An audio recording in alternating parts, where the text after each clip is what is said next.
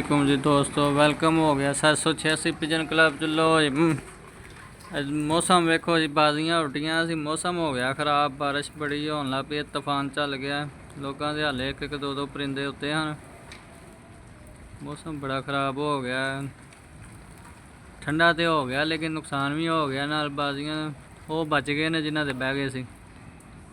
बड़ा मौसम खराब हो गया, नेर तूफान चल गया, नाल बारिश भी है जी।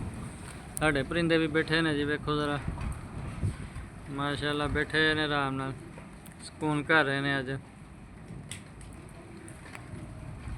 तूफान चल गया, जिदे जिदे उड्डे सी बेचारियां दे सारियां तबाही हो गई है। असीं ते अज बंद कीते ने जी, बाजियां उड्डियां जिन्हों दे बह गए ने टाइम नाल, वो बच गए ने।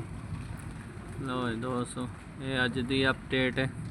मौसम बहुत ख़राब है गुजरांवाले दा, बारिश शुरू हो गई है, पहले तूफान आया बहुत ज़्यादा।